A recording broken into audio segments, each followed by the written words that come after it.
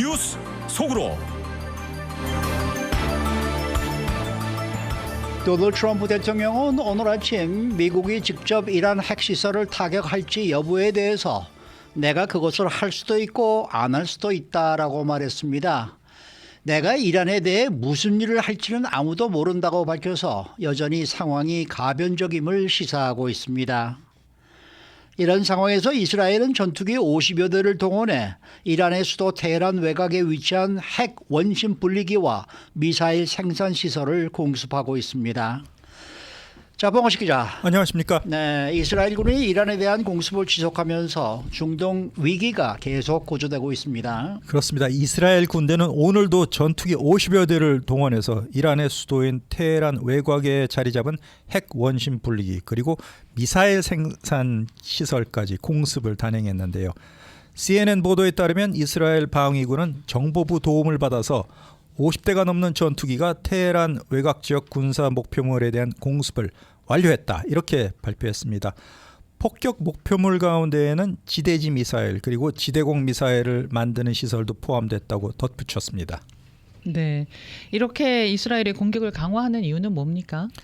이스라엘 방위군이 이렇게 얘기를 했는데요. 이스라엘을 향해서 겨냥하고 있는 이란의 위험한 핵 무기 개발 프로그램을 막기 위해서 테헤란 인근에 있는 핵 관련 원심 분리기 시설을 공격했다. 그것이 이유다. 이렇게 밝혔고요. 또 이란 정권은 핵무기 개발을 목적으로 우라늄까지 농축하고 있었다. 이렇게 발표했습니다. 또 이번 폭격이 트럼프 대통령이 이란의 최고 지도자 제거 작전 가능성까지 언급하면서 이란에 대해서 무조건 항복해야 된다. 강하게 압박한 직후에 발생을 했는데요. 미국의 암묵적인 허락 아래에 이루어진 작전일 가능성이 높습니다.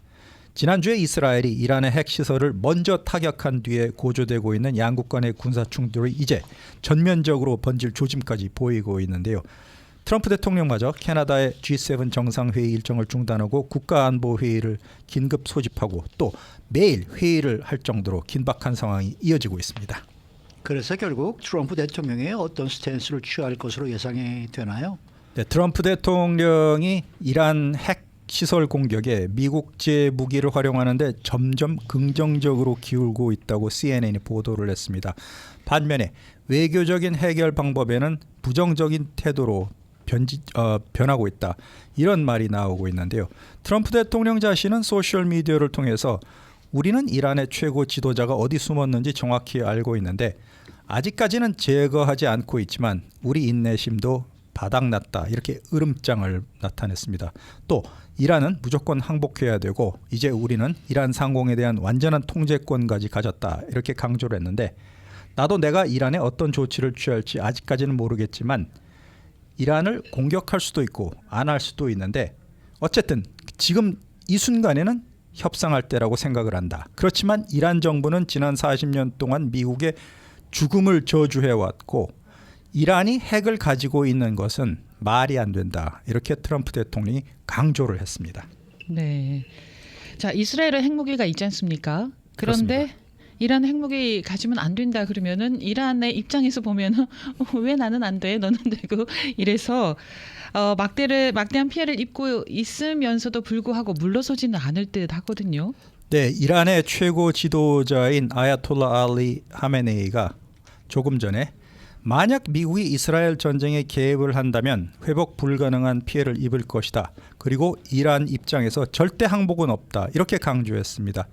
또 시오니스트들에게 자비는 없고 이스라엘과의 어떤 타협도 없다. 이렇게 강조하면서 전투가 시작된다. 이렇게 선언했습니다. 또 코란 9절까지 인용해서 알라 신의 도움과 임박된 정복이 있을 것인데 트럼프의 항복 요구 이후에 하메네이 이란 지도자가 아주 강경한 성명을 첫 공식 반응으로 내놓았습니다.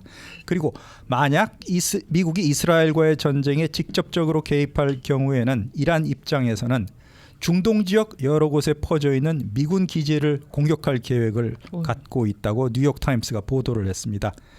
미국이 참전을 할 경우에 이라크 안에 있는 미군 기지를 필두로 중동에 있는 미군 부대, 자산까지 일제히 이란에서 미사일을 쏘든지 해서 공격을 하겠다 이렇게 엄포를 넣고 있는데 실제로 이 같은 행동이 이어질지 앞으로 추세가 주목되고 있습니다. 그러나 저러나 뭐 이란의 수도인 테헤란을 탈출하는 시민들이 지금 큰 혼란을 겪고 있다는 소식입니다. 그렇습니다. 이란 국민들 입장에서는 지금 유례없는 혼란에 빠져 있는데요. 수도인 테헤란에 거주하는 인구만 1,000만 명에 육박합니다. 이스라엘의 연이은 공격으로 대규모 탈출 행렬이 이어지면서 혼란이 여기저기서 빚어지고 있는데요. 오늘 새벽 같은 경우에도 테헤란 곳곳에 크고 작은 폭발음이 울렸습니다. 그리고 주요 도시 전체에도 거대한 화염이 난무하고 있는데요. 소셜 미디어 영상을 보더라도 테헤란 외곽으로 이어지는 도로 곳곳이 차량으로 가득 차 있고 정체가 아주 극심한 모습입니다. 그리고 테헤란을 벗어나기 전에 주유소에 들러서 가솔린을 가득 채우려는 차들로 주유소마다 끝없는 줄이 형성된 모습도 담겨 있습니다. 테헤란 일부 주유소에서는 주유량이 차 한 대당 25리터로 제한이 되고 있고 현금 인출기 ATM 역시 출금하는 금액에 제한이 걸려 있습니다. 그리고 테헤란 주민들은 지금 마치 유령 도시에 아무도 살고 있지 않은 상황 같다, 이렇게 어려움을 호소하고 있습니다. 네, 이스라엘이 정권 교체까지, 이란의 정권 교체까지 노리고 있다고 하는데 이란의 지도자 하메네이는 어떤 사람입니까? 네, 트럼프 대통령이 암살이 쉬운 표적이다 이렇게 시사한 이란의 최고 지도자 아야톨라 알리 하메네이는 이란의 정치, 군사, 종교를 모두 아우르면서 헌법상 대통령보다도 위에 있는 이란의 실질적인 국가 최고 권력자입니다. 지난 1989년 호메이니가 사망한 이후에 무려 35년째 최고 지도자 자리를 지키면서 이란의 정책 전반을 좌지우지하고 있는데요. 중동에서도 가장 악명 높고 강력한 철권 통치를 이어오고 있습니다. 이란의 반대 의견에도 불구하고 논란 많은 핵 프로그램을 추진을 했는데 미국과 이스라엘의 아주 강경한 입장을 이제까지 보여왔습니다. 그리고 지난 1979년에 이란의 친서방 군주제 왕이었던 팔라비 왕조가 무너지고 이슬람 공화국을 수립한 혁명 지도자 호메이니의 수제자이기도 한데요. 한국의 전두환 대통령과 거의 비슷한 시기였던 1981년부터 89년까지 이란의 3대 대통령까지 역임을 했습니다. 그러다가 호메이니 왕이 사망하자 이란의 최고 지도자로 선출돼서 아직까지 1인 독재를 이어오고 있는데요. 이란은 명목상 대통령과 의회를 갖춘 공화국 형태를 취하고 있습니다. 하지만 실질적인 권력은 신정 정치를 주장하는 하메네이 그리고 그 측근들이 독점을 하고 있는데요. 최고 지도자는 임기가 종신직입니다. 그리고 정부 수반인 대통령보다 지위가 높고 대통령 인준과 해임권까지 지니고 있습니다. 집권 초창기였던 지난 1981년에 이란 안에 있는 반대파 암살 시도로 하메네이는 오른팔에 부상을 입어서 지금 오른팔을 쓰지 못하는 그런 장애인으로 되어 있습니다. 네. 구체적으로 서방에 대항해서 어떤 정책을 이어온 겁니까? 네, 이란의 지도자로서 9천만 명에 달하는 이란의 행정, 사법, 군대를 장악하고 정보기관, 언론, 종교기관, 사법부를 직접 통제하면서 혁명 수비대 그리고 특수부대인 쿠드스군까지 지휘해 오면서 반미 정책을 이어왔습니다. 쿠드스군은 이란의 대리세력인 팔레스타인 무장정파 하마스 그리고 레바논의 무장정파인 헤즈볼라 또 예멘의 후티 반군까지 지원을 하고 있는데요. 이 줄곧 35년 동안 반서방, 반이스라엘 노선을 견지해 오면서 이란의 핵 개발은 방어권 차원에서 불가피하다 이렇게 주장하고 있습니다. 그리고 국제사회의 제재에 대해서는 서구의 도발이다 이렇게 규정을 했는데요. 하메네이의 통치 아래 이란이 중동의 강국으로 자리 잡았습니다. 집권 기간 내내 적대국과의 직접적인 갈등을 피했고 반면에 저항의 축으로 알려진 헤즈볼라, 후티 반군, 하마스 등과 군사 동맹을 강화한 데 따른 중동 안에서의 맹주 입지를 굳혔는데 이번 이스라엘 미국의 반격으로 이 같은 지위가 언제까지 이어질지 알 수 없는 상황이 됐습니다. 네. 이란 하면은 중동에 아주 강한 나라였잖아요. 그런데 최근에 좀 기세가 좀 꺾인다, 좀 이렇게 보이는데 그 이유가 따로 있을까요? 네, 최근 들어서 그런 조짐을 보이기 시작했는데요. 일단 첫 번째 징조는 지난 2023년 10월 7일이었습니다. 하마스가 이스라엘을 먼저 공격을 했죠. 그 이후에 상황이 급변했는데요. 이스라엘이 반격을 하면서 하마스와 헤즈볼라가 약화가 됐고 이에 따라서 이란의 영향력까지 축소됐습니다. 이 과정에서 이란은 중동 지역에서 건드릴 수 없는 초강대국이다. 이런 이미지가 무너지게 됐는데요. 지난 13일에도 이스라엘이 감행을 했던 이란의 핵시설 그리고 군 최고 지도부 암살 사건을 겨냥한 공습 이후에 혁명수비대 총사령관 그리고 미사일 사령관, 정보 책임자, 전시 합참 고위 참모 이런 참모 그룹이 일제히 피살됐습니다. 이에 따라서 지도자인 하메네이가 집권 이후에 최대 위기에 봉착했는데요. 이 친위 그룹이 해체되면서 내부 동요까지 커지고 있습니다. 그동안 이란은 여성의 히잡 쓰기를 강요하면서 독재에 지친 이란 국민들도 점차 자유를 갈망하고 있는 상황이 시작됐는데요. 이스라엘과 미국은 지금 지하에 은신하고 있는 하메네이의 거처를 확보하고 있는 것으로 알려져 있습니다. 암살 가능성도 큰 상황인데 다만 하메네이를 암살을 한다면 그 사람보다 훨씬 강경파 매파가 집권하면 오히려 손해다 이런 인식을 지닌 채 그의 암살 여부를 놓고 미국과 이스라엘이 정보를 교환하면서 심사숙고하고 있다. 그런 후문입니다. 이렇게 오래 독재한 사람들은 이제 그만둬야죠 사실. 지금 뭐 나이도 벌써 86살인가 이렇게 나이가 많은데 아직도 저러고 있으니까 참 문제인 거죠. 또 이스라엘 못지않게 앞으로 전개될 미국의 중동 정책도 큰 관심을 모으고 있는 것 같습니다. 네, 도널드 트럼프 대통령이 지금 연일 백악관에서 주요 안보 자문들과 대책 회의를 이어가고 있는데요. 미국이 중동의 군사력을 증강한 시점에 이스라엘과 이란의 전면전 가능성이 터져나오고 있으면서 향후 미국의 대응 방향에 관심이 쏠리고 있습니다. J.D. 밴스 부통령이 이렇게 얘기를 했는데요. 트럼프 대통령은 이란의 우라늄 농축을 완전히 끝내기 위한 추가 조치를 고려하고 있다. 이렇게 밝혔고 군사적인 옵션 가능성까지 시사를 했습니다. 앞에서 말씀드린 대로 트럼프 대통령 본인이 이란의 무조건적인 항복을 원한다고 강조를 했고 이란 최고 지도자를 그렇지만 지금 당장 제거하지는 않겠다. 이런 도발적 발언까지 했는데 트럼프 대통령이 아직까지는 강경 대응을 선호하고 있는 것으로 보이고 있습니다. 결국 이스라엘을 위해서 미군의 군사 개입이라는 중대한 선택지를 눈앞에 두고 있는 상황이 되고 말하는데요. 추가 고려사항은 벙커버스터 폭탄으로 이란의 핵심 지하시설을 파괴하는 방안이 남아 있습니다. 동시에 테헤란과의 막바지 외교를 통해서 이란의 핵무기 개발 능력을 제한하는 시도까지 검토하고 있는데요. 트럼프 대통령은 이번에 나는 단순한 휴전이 아니라 이란의 핵 프로그램에 대한 영원하고 진정한 종말을 가져와야 된다. 이렇게 언급을 했습니다. 기존의 억제 수준을 넘어서 적극적인 이란의 비핵화를 추구하고자 한다는 의지를 아주 강력하게 나타내고 있습니다. 공화당 입장은 어떻습니까? 트럼프 대통령의 입장을 두고 집권당인 공화당 안에서는 지금 의견이 분열되어 있습니다.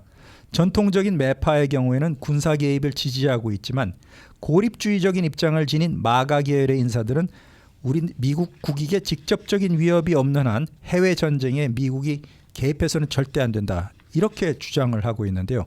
특히 터커 칼슨과 같은 우파 언론인들은 해외 군사작전 비용과 미국 안에서의 문제가 주의가 분산될 가능성이 크다. 이런 점을 지적하면서 트럼프 대통령에게 액션은 자제해달라. 이렇게 충고하고 있는 중입니다.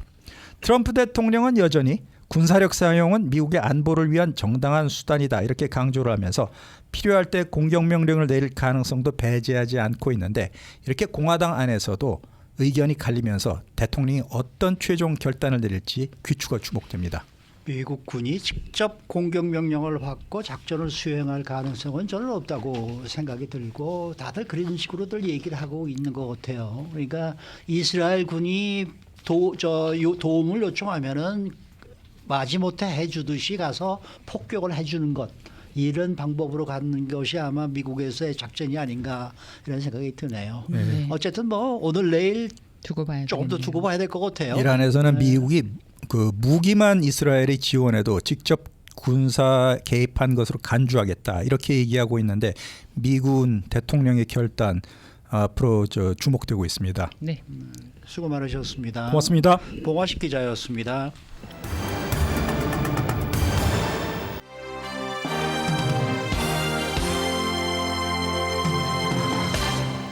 라디오 코리아 모닝 포커스 함께하고 계십니다. 인사이드 아메리카. 네, UCLA 앤더슨 경제연구소가 오늘 아침에 캘리포니아주 경제 관련 보고서를 발표했습니다. 어떤 내용이 담겨 있는지 자세히 알아보겠습니다. 또 캘리포니아는 매년 심각한 산불 위협에 직면하고 있는데 올해는 특히 더 힘든 한 해가 될 수 있다라는 전망이 나오고 있습니다. 그러나 연방정부의 일부 기관들이 예산과 인력 면에서 축소되거나 재편되고 있어서 우려감이 커지고 있습니다. 박현경 기자. 네, 안녕하십니까. 우선 첫 소식, UCLA 앤더슨 경제연구소가 오늘 아침 캘리포니아주 경제에 관한 보고서를 발표했는데 현 경제 상황을 어떻게 진단하고 있습니까? 캘리포니아주 경제가 약화되고 있다고 진단했습니다. 네. 캘리포니아 경제가 과거처럼 미국 전체 경제를 앞질러 성장하던 모습과는 달리 최근엔 성장률이 전국 평균의 무려 절반 수준에 그치고 있다고 밝혔습니다.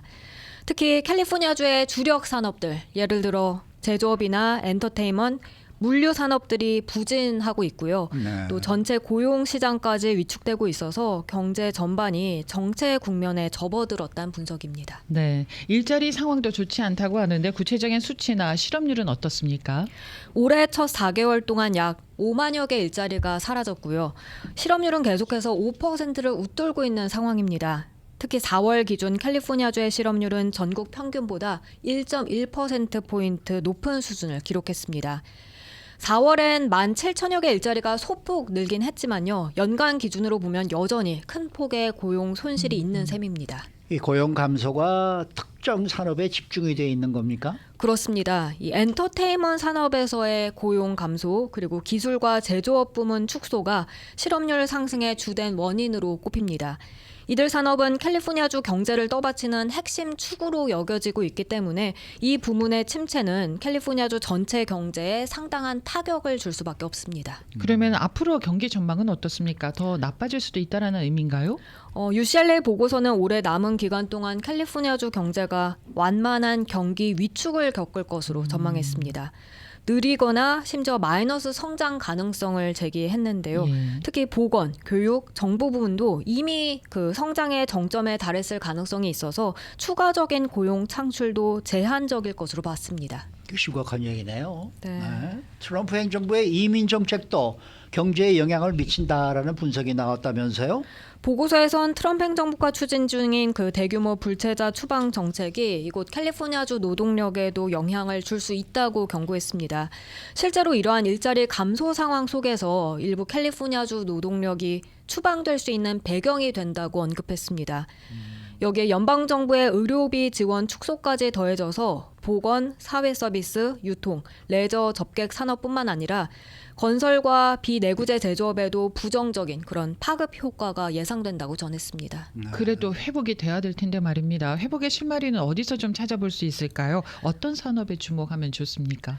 보고서는 이 회복 가능성이 있는 분야로 기술산업, 내구재 제조업 그리고 건설업을 꼽았습니다. 예. 또한 항공우주 산업의 회복 가능성에도 주목했는데요.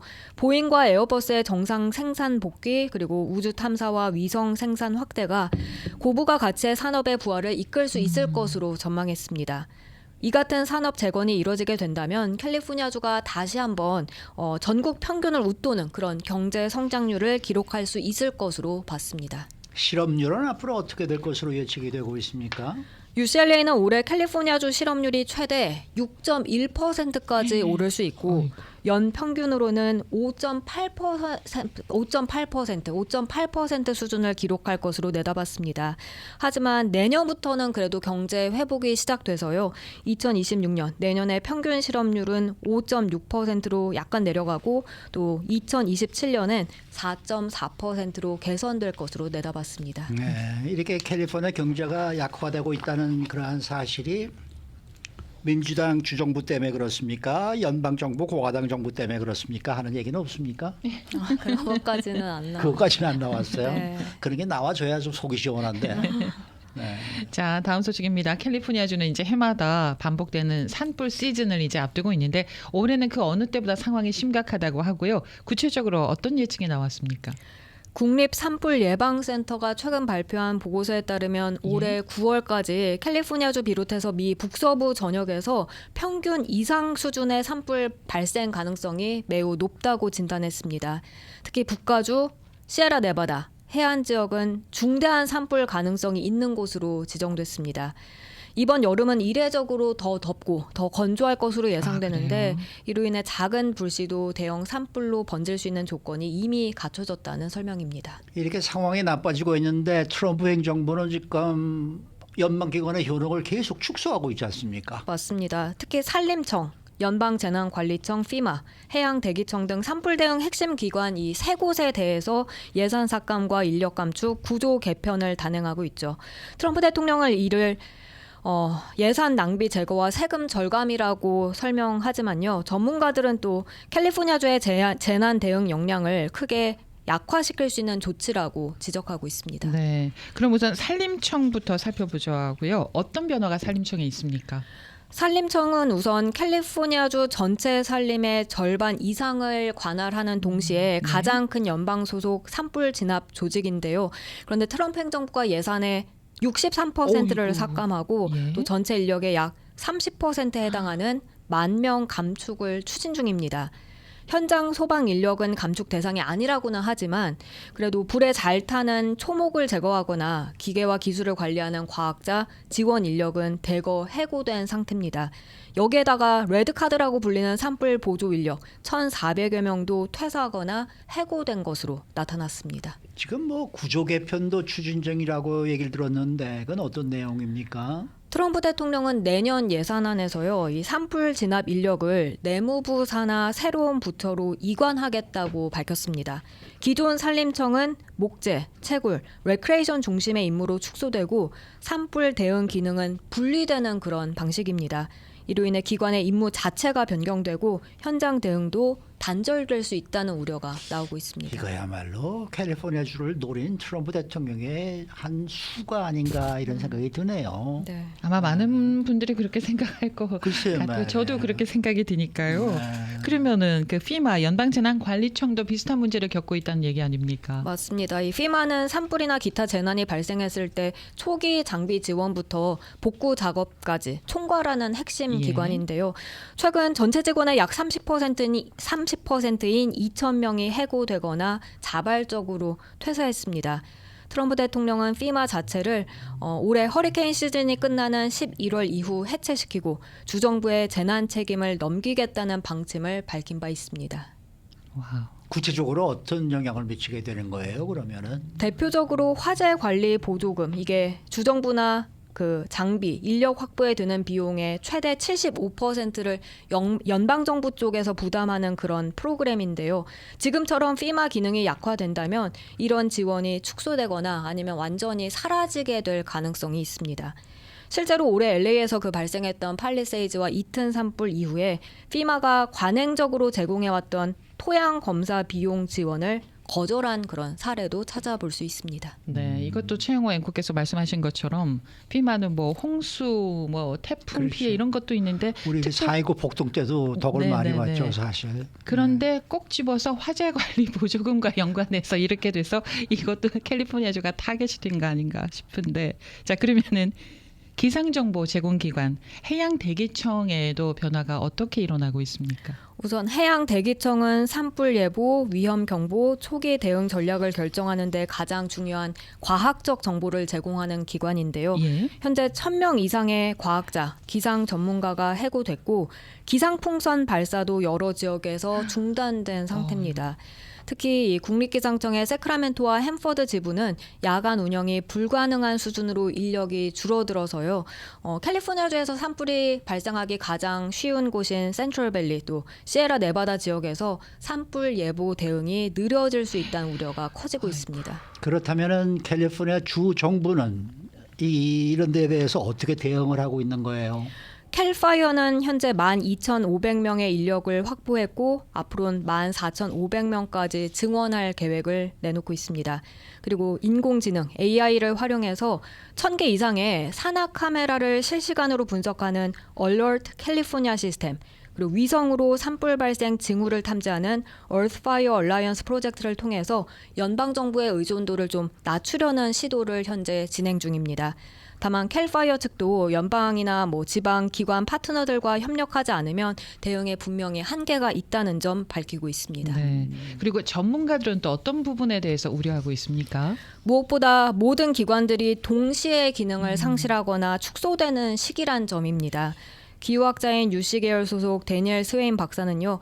정상적인 날씨엔 큰 문제가 없어 보여도 극한 상황에서 이런 대응 체계엔 균열이 드러날 수밖에 없다고 경고했습니다. 그렇겠죠. 게다가 올해는 지난 2022년과 2023년에 그때 겨울비로 인해 자란 초목들이 완전하게 말라 있는 상태여서요. 작은 불씨도 폭발적인 그런 대형 산불로 확산할 가능성이 크고요. 산불과 허리케인 시즌이 겹치는 8월부터 10월까지는 미 전역에 재난 대응 초비상 상태가 될 수 있다는 우려까지 제기되고 있습니다. 사실 그 전까지는 이 산악 지역에서 산불이 발생하니까 도시에 살고 있는 저희들은 별로 그런 걸 못 느꼈었는데 그렇죠. 아유 지난번 그 팰리세이 산불하고 이튼 산불로 보니까 이게 도시라고 해서 절대로 무슨 어느 정도 좀 안심하겠다 이런 게 아니더라고요. 그럼요. 네네. 이게 정말 이거 심각한 문제인데 그럼요. 이렇게 주정부와 연방 정부가 이렇게 대립을 하고 있으니 이걸 또 어떻게 해결을 해야 되나 진짜 난감합니다. 난감합니다. 네. 네, 드디어 제가 나서야 될 것이냐. 수고 많으셨습니다. 고맙습니다. 박경영 기자였습니다.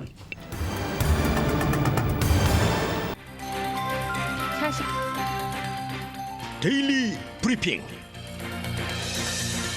네, 오늘은 LA시 공공사업위원회 스티브 강 의장 모시고 이야기를 나눕니다. 강 의장님 안녕하십니까?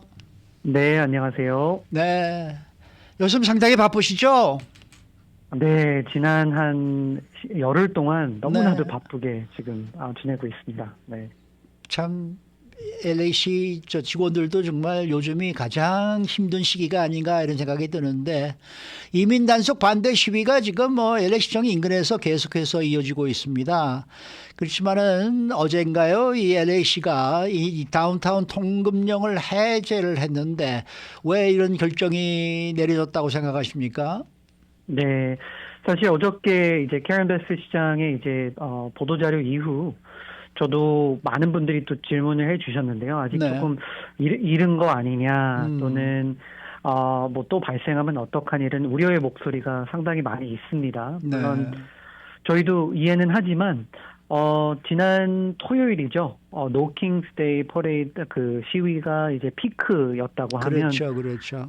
네, 라디오 코리아에서도 보도했지만 이곳 다운타운 지역만 거의 한 3만 5천 명 네. 인파가 몰려서 대부분의 이제 평화로운 시위가 좀 이어졌습니다. 다행히도. 네. 하지만 이제 미국에서는 또 썬데이가 또 Father's Day, 또 아버님의 또 날이었고, 그리고 월요일 그리고 화요일 오늘 또 수요일까지 이렇게 시위의 규모는 매일마다 작아지고는 있습니다. 네. 저도 오늘 오전에 이제 시청으로 출근을 해서 이렇게 전화 연결을 했지만 지금도 아주 소규모의 시위는 계속해서 펼쳐지고는 있지만 많은 청취자분들이 이제 TV 스크린으로 보셨던 그런 규모의 시위는 이제는 일어나지는 않고요. 네. 그리고 다행히도 이제는 폭력적인 그런 시위대가 아니라 매우 평화롭고 아주 차분한 이런 시위로 계속 이어지다 보니까 시 차원에서는 더 이상의 이제 통행 금지령이 필요가 없다라고 느꼈고 그리고 또 통행 금지령이 있으면 물론 그 이후에 이 다운타운 지역의 피해가 많이 줄어들기는 했지만 거기에 대한 또 임팩트가 또 따로 있거든요. 네. 그러다 보니까 캐런 베스 시장님도 여러 가지 팩터를 고민을 하다가 이렇게 최종적으로 결정이 됐고 앞으로도 저희가 전망하기에 시위는 이뤄질 수는 있지만 예전에 한 열흘 전에 보였던 그런 시위 현장은 이어지지 않을 것 같다라는 그런 저희가 전망을 하고 있습니다. 네. LA 다운타운의 피해 규모가 상당한 것으로 알고 있는데요. LA시 정부에 접수된 피해 상황은 어느 정도인가요? 네, 저도 매일마다 이렇게 다운타운으로 출근해서 직접 피해 현장을 좀 보는데 네. 너무나 마음이 아픕니다. 그리고 특히 LA 다운타운을 오신 분들도 잘 아시겠지만 시청 인근에 이제 리틀 도쿄 커뮤니티가 있습니다. 네네. 그래서 그 리틀 도쿄 가서 많은 분들 또 쇼핑도 하시고 맛있는 또 음식도 드시고 하는데 정말 거기를 가면 아직까지도 많은 비즈니스들이 이렇게 뭐 유리가 깨진 것을 이제 막으려고 이렇게 우드를 거기다가 놓고 또 낙서가 상당히 아직 많이 맞아요. 남아 있습니다. 네. 그러다 보니까 이제 비즈니스들이 정상적인 운영이 힘들고요. 그리고 많은 분들이 이제 그 뉴스를 통해서 다운타운이 위험하다, 뭐 또는 통행 금지령 이런 것 때문에 좀 피해 가다 보니까 이제 예전만큼 그런 발길이 많지 않습니다. 그리고 시위가 아무리 평화적으로 끝난다고 해도 거기에 대한 뭐 쓰레기나 또는 데미지 되는 부분도 상당히 많습니다. 그렇죠. 그러다 보니까 LA시에서는 지금 현재로 나온 그 금액은 뭐 2천만 달러 넘게 지금 피해 금액이 뭐 그게 다 뭐 LAPD 오버타임 이슈도 있고요. 또는 소방관들 오버타임 그리고 공무원들의 그런 오버타임 그런 카스트도 상당하고 뿐만 아니라 그 첫 주말 그 많은 분들이 기억하실 거예요. 그 금요일 오전에 뭐 다운타운 자바뿐만 아니라 이민 단속이 처음 시작을 해서 그 시위가 발생을 했을 때 그 첫 주말에 낙서 규모만 9만 달러가 넘습니다. 네, 그 3일 동안 이루어졌던 그 시위 때문에 낙서가 다운타운에 한 9만 달러가 넘기 때문에 이게 다 저희 세금이거든요. 네, 그래서 그게 첫 3일이고 지금 뭐 열흘 넘게 이런 시위가 이어졌기 때문에 그거에 대한 이제 임팩트는 상당히 더 2천만 달러보다 훨씬 더 많이 올라갈 것 같고요. 하지만 지금 저희 LA시에서는 이제 커뮤니티에게 이제 다운타운 기준으로 해서 많은 분들이 이제 자체적으로 그 본인의 비즈니스 임팩트에 대해서 이렇게 신고를 하고 접수를 받고 있습니다. 그래서 현재 저희가 받은 그 데이터를 통계를 따르면 지금 일단 그 비즈니스들이 이제 데미지한 부분이 거의 한 20만 달러가 저희가 이제 리포트 받은 게 있고요. 한 39곳 받았고요. 그 다음에 이제 전체적인 그 다운타운 경기에 대한 임팩트는 거의 한 100만 달러 이상으로 저희가 현재로 집계되고 있지만 하지만 이거는 이제 비즈니스들이 자체적으로 이제 리포트하는 시스템이기 때문에 이것보다 훨씬 더 그런 데미지가 더 클 것으로 저희는 예상이 되고 있고 그래서 지금 많은 분들이 뭐 한인타운도 당연히 이러한 그 시위나 이런 보도 때문에 비즈니스 영향을 많이 받고는 있지만 특히 다운타운이 코로나 때보다 더 어렵다는 목소리가 상당히 많습니다. 그래서 이제는 좀 안전하기 때문에 많은 분들이 다운타운을 다시 찾으셔서 뭐 식당을 가거나 쇼핑을 다시 하길 그런 거를 좀 권하고는 있습니다. 네. 요즘에 들어와서 이렇게 그 시위라든지 이런 거를 할 때 그래피티가 너무나 많이 지금 생긴다라는 느낌이 들거든요. 이 시의회에서 좀 시의원들이 이거는 뭐 새로운 법안을 하나 발의를 하든지 해서 그래피티에 대한 좀 이 처벌을 좀 강화시키는 방법 같은 거는 뭐가 없을까 모르겠습니다. 네, 그러한 목소리도 요즘 들어서 상당히 많이 나오고 있습니다. 네. 왜냐하면 다운타운 이 이미지를 보시면 알겠지만 정말 뭐 예전에 LA 타임스 건물, 시청, 그리고 또 리틀 도쿄에 그 일본 박물관이 있습니다. 맞습니다. 그런 곳들이 다 그 낙서로 어마어마하게 이제 피해를 많이 있다 보니까 지금 그러한 그 목소리가 많이 나오고 있어서 아마 시 차원에서도 그런 게 논의되고는 있지만 아마 주의회 세크라멘토에서 지금 여러 가지 그런 아이디어가 지금 이어지고 있기 때문에 아마 뭐 올해 안에 그러한 법안이 또 상정되지 않을까라는 기대감도 상당합니다. 제발 그랬으면 좋겠습니다.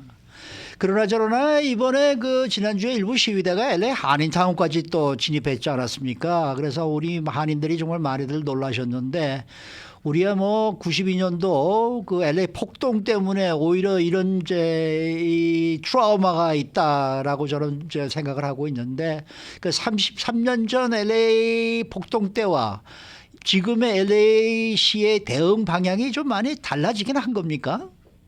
네.